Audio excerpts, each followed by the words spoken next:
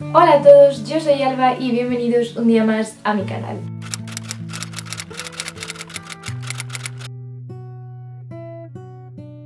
Hoy vamos a hablar de todos los libros que me he leído en el pasado mes de mayo. He de decir que las primeras 2 semanas de mayo no fueron mis mejores semanas a nivel lector, básicamente porque acabé un poco quemada de los libros de Chris Asbers y decidí tomarme un respiro cambiando pues un poco de género. Decidí coger un libro de Agatha Christie y la verdad es que me tiré las 2 primeras semanas con ese libro. Soy culpable.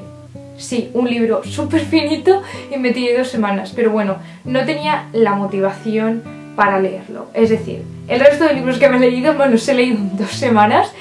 He de decir que este mes ha sido bastante bueno, he leído bastantes libros que me han gustado, así que vayamos con el vídeo. Como ya os he dicho antes, el primer libro que me he leído este mes ha sido Muerte en el Nilo de Agatha Christie. Y la verdad es que creo que voy a tirar la toalla con ella porque no acabo de engancharme a cómo escribe. Como sabéis, mis 2 géneros favoritos son las novelas thriller misterio y por otro lado la fantasía. Como el thriller me gustaba mucho y de hecho también es mi género favorito cinematográfico, dije, tengo que leer a Agatha Christie porque es la madre del misterio, hay que leerla. Pero ¿qué pasa? Que no acabo yo de pillar un poco su estilo.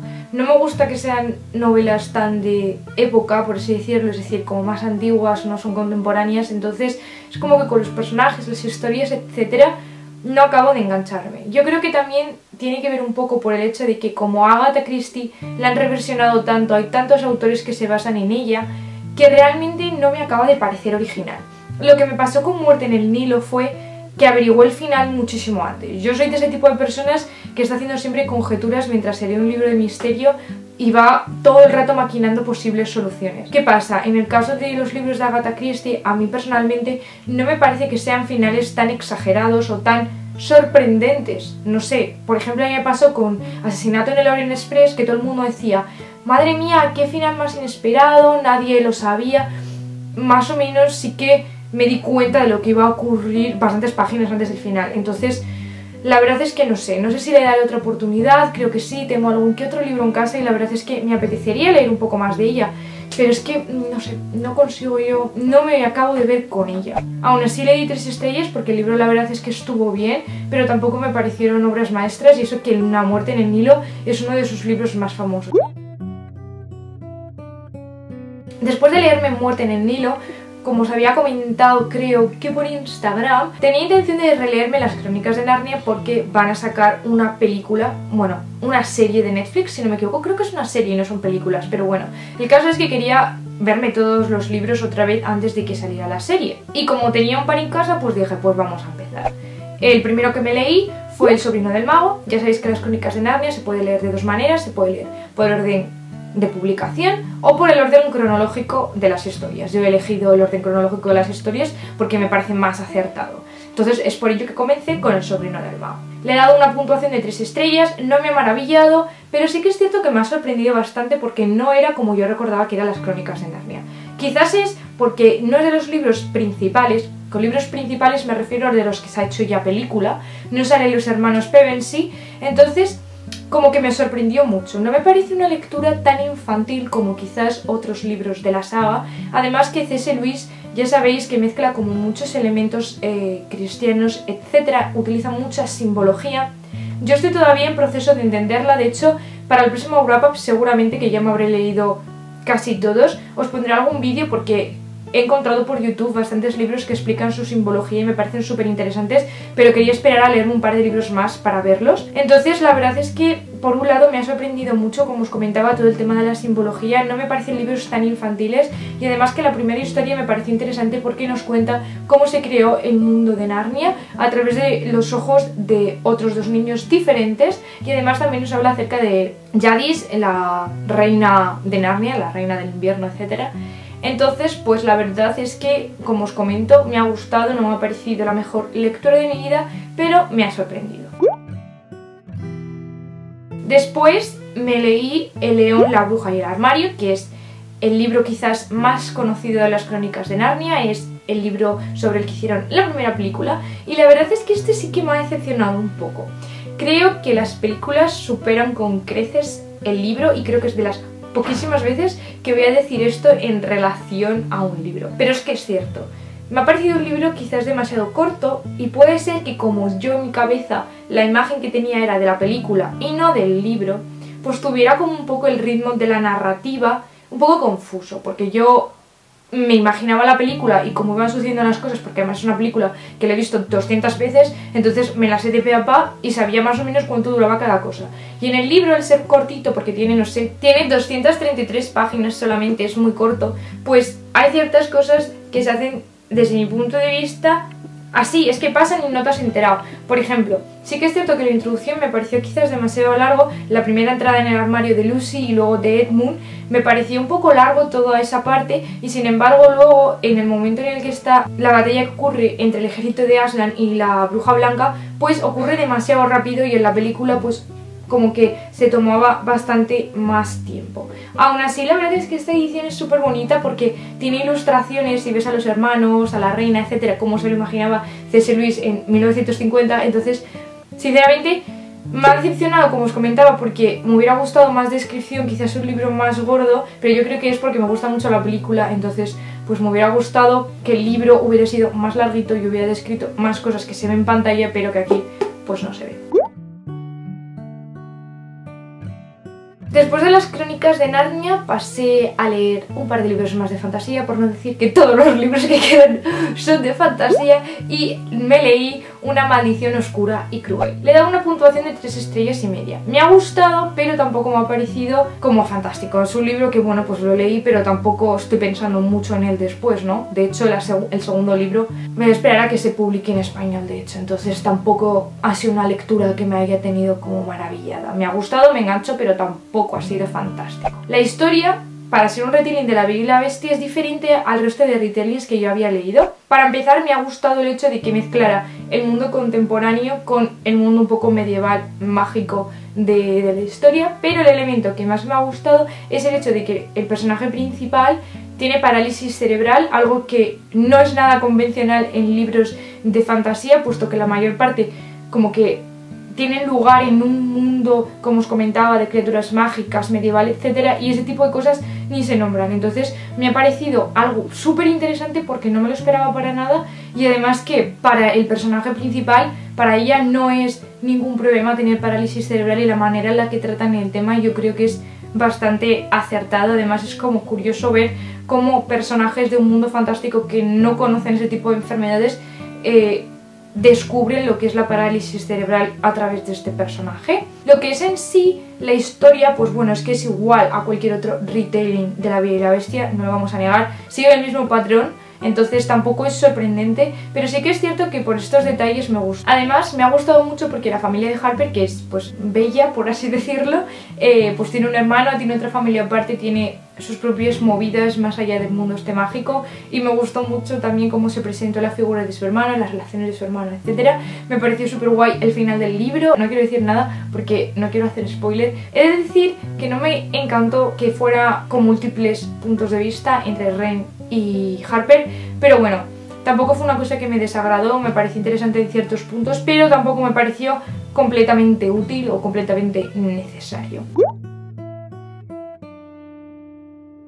Después de este libro empieza la gran racha de libros que me han gustado. Me leí El engaño de la princesa. Madre mía, ¿por qué no me habré leído este libro antes? Yo ya tenía buenas vibraciones de este libro porque, no sé, la verdad es que su portada me transmitía algo, ¿no? Me decía, léeme, léeme, léeme. Me ha encantado. Le he dado 5 estrellas porque, no sé, es que me ha encantado, es que no paro de pensar en él. Y me pone muy triste porque la secuela no sale hasta noviembre. Para noviembre queda mucho. El libro es un retelling también que yo no lo sabía, ¿vale? Yo lo empecé a leer sin saberlo, de El Rey Arturo. Y era la primera vez que yo leía sobre el Rey Arturo. Nunca ha sido como una historia que a mí me haya apetecido leer. No sé, no tenía ni idea. Es que yo la verdad sobre el Rey Arturo sé, no hay menos, es que no sé nada de verdad. O sea, yo lo que está pasando en el libro, supongo que gente que conozca la leyenda, pues más o menos podrá verse venir cosas, pero es que yo no tengo ni idea de nada de lo que ha pasado ahí, entonces para mí todo es novedad. Me ha gustado mucho porque tiene un par de giros que yo no me esperaba. Además, el hecho de cómo cuentan el tema de la magia, es una magia muy diferente a otra magia que vemos en libros de fantasía. Me ha gustado mucho. Además es que tampoco quiero decir mucho porque si no haría spoiler, pero bueno, la historia va de Ginebra, que se va a casar con el rey Arturo, y Ginebra es pues una princesa de las tierras del sur, pero supuestamente no es ella quien dice ser. Entonces se trata un poco de descubrir quién es ella, quién es su familia, por qué está allí, qué relación tiene con Arturo, etc. Y a mí hay cosas que no me las esperaba, me gustó mucho, los personajes súper interesantes, y la verdad es que el plot twist del final tampoco me lo esperaba para nada. A mí me ha encantado, os lo recomiendo un montón. Quizás si ya habéis leído sobre el rey Arturo, pues no os parece novedoso, pero yo que nunca había leído nada, me ha encantado. Bueno, finalmente el último libro que me he leído este mes ha sido Una llama entre cenizas. Lo cogí porque en mi biblioteca, que ya está abierta por fin, gracias Fase 1 en Madrid, ya estaba abierta y lo tenían. Entonces, pues era un libro que tenía muchas ganas de leerme, me habían hablado genial de él, lo tengo por aquí, y no me ha decepcionado nada. Le he dado 4 estrellas porque me ha faltado un par de detallitos para haberle podido dar 5 estrellas, pero me lo he leído en un día y medio. Me ha tenido súper enganchada. Para empezar, me ha encantado cómo estaba narrado. Está narrado desde dos puntos de vista diferentes de los dos personajes principales, que son Elías y Laia, que tienen nombres más similares con L, madre mía. Y me ha gustado mucho porque no es el típico libro que te cuenta dos puntos de vista y ya está. Son dos puntos de vista que se van como entrelazando y que son muy coherentes. Me ha gustado mucho. Normalmente yo soy más de puntos de vista femenino en libros de fantasía, pero en este caso he disfrutado muchísimo más el punto de vista de Elías. De hecho me ha parecido un personaje muchísimo más interesante que el de Laia. O sea, Laia me ha parecido un personaje bastante inútil, por así decirlo, e innecesario. Ahora que me estoy leyendo ya la segunda entrega, me está pareciendo más interesante, pero al principio la verdad es que me daba bastante igual y prefería leer el punto de vista de Elías. La historia nos cuenta un mundo distópico que está basado bajo las leyes del Imperio Romano. Entonces pues vemos que hay un imperio que somete y esclaviza a otras facciones, si se pueden llamar así. Tenemos a Laia, que a su familia la han matado el imperio y se han llevado a su hermano para torturarle, entonces decide contactar con la resistencia frente al imperio para ver si pueden ayudarle con su hermano. Por otro lado, el punto de vista de Elías es un chaval que está estudiando en la academia militar donde se forma a los máscaras, que los máscaras son como la policía, por así decirlo, que se encarga pues de asegurarse de que en el imperio todo funciona bien y que siga habiendo esclavitud, etc.